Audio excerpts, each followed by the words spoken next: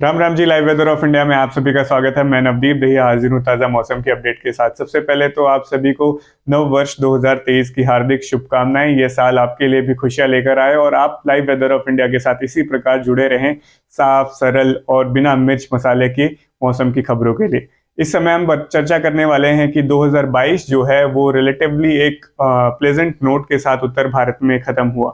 यानी कि अभी जो पिछले दौरान क्रिसमस के आसपास ठंड देखने को मिली थी उसमें कमी आई, क्योंकि एक पश्चिमी विक्षोभ पहाड़ी राज्यों पर दस्तक दे चुका था, जिसके चलते पहाड़ी राज्यों पर तो अच्छी बर्फबारी देखने को मिली, लेकिन मैदानी राज्यों में बादलवाही हुई, जिसके चलते तापमान में वृद्धि देखने को मिली।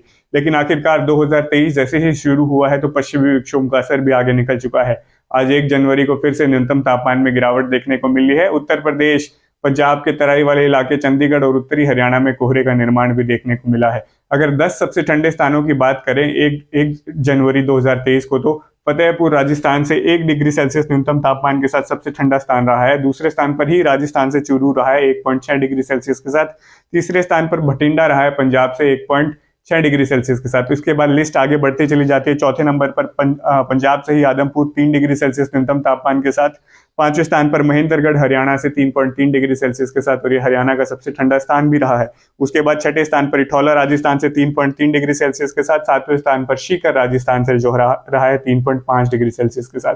फिर दिल्ली से एक स्टेशन आता है जो कि पश्चिमी दिल्ली में रहता है, वो 8वें स्थान पर रहा है 3.6 डिग्री सेल्सियस न्यूनतम तापमान के साथ। इसके बाद हरियाणा के ही 9वें और 10वें स्थान पर दोनों स्टेशन रहे हैं, बालासमंद और फतेहाबाद, जो कि उत्तर पश्चिमी हरियाणा में पड़ते हैं, 3.7 डिग्री सेल्सियस और 3.8 डिग्री सेल्सियस न्यूनतम तापमान के साथ। ये 10 सबसे ठंडे स्थान न्यूनतम तापमान के मामले में रहे हैं। अब देखते हैं कि आगे किस प्रकार से मौसम रहने वाला है। अगर सैटेलाइट इमेजरी का विश्लेषण अभी करें तो एक देखा जा सकता है कि एक और काफी हल्का सा पश्चिमी विक्षोभ जो है पहाड़ी राज्यों को प्रभावित कर रहा है, जिसके चलते जो है फिर से ऊंचे स्तर के बादल जो है मैदानी राज्यों में पंजाब, हरियाणा, दिल्ली एनसीआर, पश्चिमी यूपी, साथ में हिमाचल प्रदेश, उत्तराखंड, जम्मू कश्मीर के आसपास देखने को मिल रहे हैं। लेकिन ये बारिश करने में असक्षम है, क्योंकि हाई लेवल क्लाउड्स हैं और पश्चिमी विक्षोभ भी काफी कमजोर है, जिसके चलते किसी भी प्रकार की बारिश गतिविधियां नहीं देखने को मिल रही हैं। थोड़े बहुत बादल हैं और ठंड में अभी भी जो है दिन के घंटों में खासकर पंजाब, हरियाणा, राजस्थान में बढ़ोतरी नहीं हुई है। हालांकि यूपी के हिस्सों में, हरियाणा के तराई वाले उत्तरी हरियाणा के हिस्सों में, पंजाब के कुछ पूर्वी भागों में जो है कोहरा अभी भी दिन में बना हुआ है, जिसके चलते दिन के तापमान जो है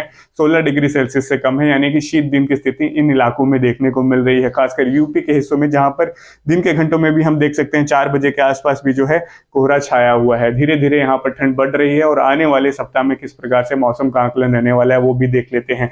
बाकी देश के भागों में अगर सैटेलाइट इमेजरी द्वारा देखा जाए तो मौसम पूरी तरीके से साफ ही दिख रहा है।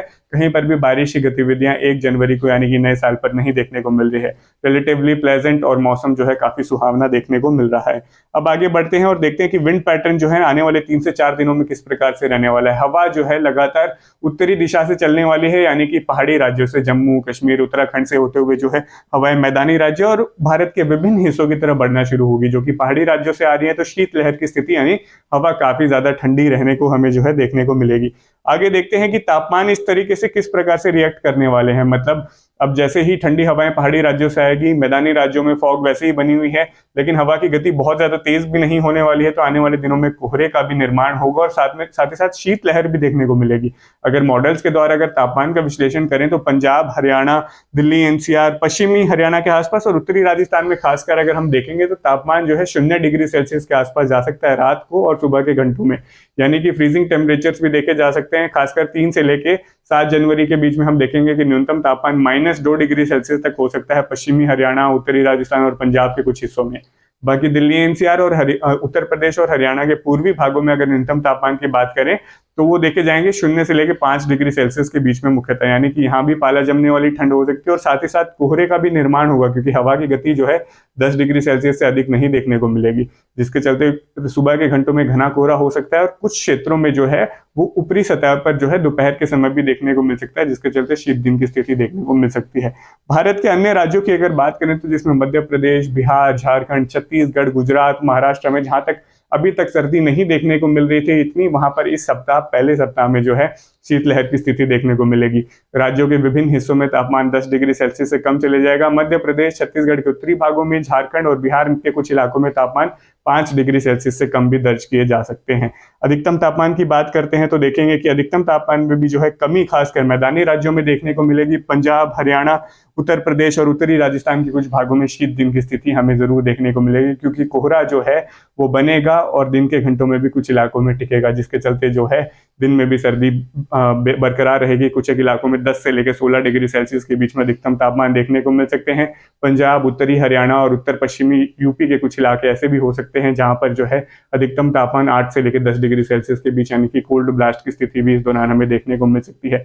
दिल्ली में भी आने वाले दिनों में जो है कोल्ड डे के लिए यानी कि शीत दिन के लिए स्थिति अनुकूल है, यानी कि दिन की सर्दी और रात की सर्दी आने वाले पूरे सप्ताह में रहेगी और कड़ाके की सर्दी जनवरी के इस पहले पखवाड़े में या फिर पहले 10 दिनों में हमें देखने को मिल सकती है। आने वाले दिनों में अभी कोई खास सक्रिय पश्चिमी विक्षोभ आने की संभावनाएं नहीं है, लेकिन 7-8 तारीख के आसपास एक हल्का पश्चिमी विक्षोभ पहाड़ी राज्यों पर जरूर आने की संभावना है। इसका भी विश्लेषण आगे करते रहेंगे, कौन से राज्यों में जो है बर्फबारी होगी, खासकर क्योंकि पहाड़ी राज्यों पर तो जरूर देखने को मिलेगा कि कुछ बर्फबारी हो, लेकिन मैदानी राज्यों में उसका प्रभाव अभी के विश्लेषण अनुसार काफी कम नजर आएगा। खाली बादलवाही या फिर कुछ एक स्थानों पर बूंदाबांदी की संभावनाएं बन सकती हैं। इसका विश्लेषण करके विस्तार से आपको लाइव वेदर ऑफ इंडिया पर जानकारी मिलती रहेगी। यह वीडियो देखने के लिए आपका बहुत बहुत धन्यवाद।